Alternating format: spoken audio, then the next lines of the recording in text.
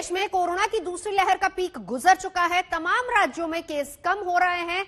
दक्षिण के कुछ राज्यों की बात करें तो वहां पर अभी भी हालात थोड़े मुश्किल हैं, लेकिन अब देश के सामने सबसे बड़ी आफत तीसरी लहर को लेकर है। क्या दूसरी लहर के बाद अब तीसरी लहर कहर बरपाएगी? हम कितने तैयार हैं इस तैयारी पर देखते हैं ये रिपोर्ट।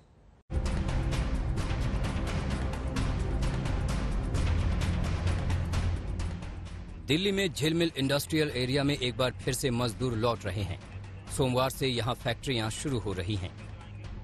राजस्थान में मिनी लॉकडाउन की तैयारी हो रही है। कोरोना से सबसे ज्यादा प्रभावित रहा महाराष्ट्र भी संभल गया है।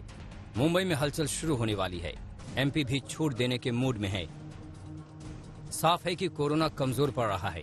सबसे बुरे दिन बीत गए हैं। दूसरी लहर का बुरा सपना खत्म हो रहा है। आंकड़े गवाही दे रहे हैं। शुक्रवार को देश में 1,73,000 नए केस सामने आए। ये 45 दिन में सबसे कम है।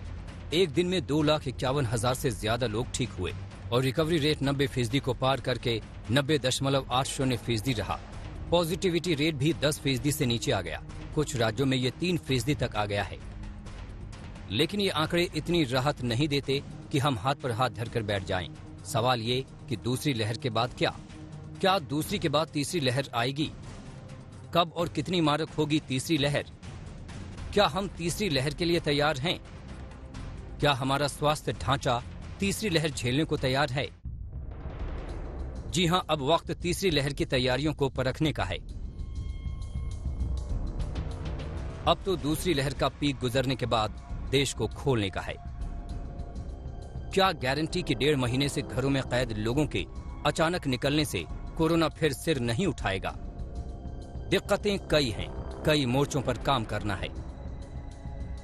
सबसे पहले वैक्सीनेशन का बड़ा मोर्चा है। आज की बात करें तो अब तक सिर्फ 20,89,02,445 लोगों को टीका लगा है। शुक्रवार को एक दिन में 30,62,000 लोगों को टीका लगा।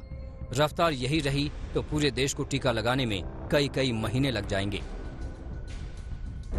ऐसे में कई चुनौतियां हैं, जैसे टीकाकरण तेजी से बढ़ाना है, हेल्थ सिस्टम को मजबूत करना है, गांव तक सुविधाएं देनी है और जागरूकता लानी है। चुनौती बड़ी है। तीसरी लहर के लिए हमें तैयार रहना होगा। ब्यूरो रिपोर्ट, आज तक।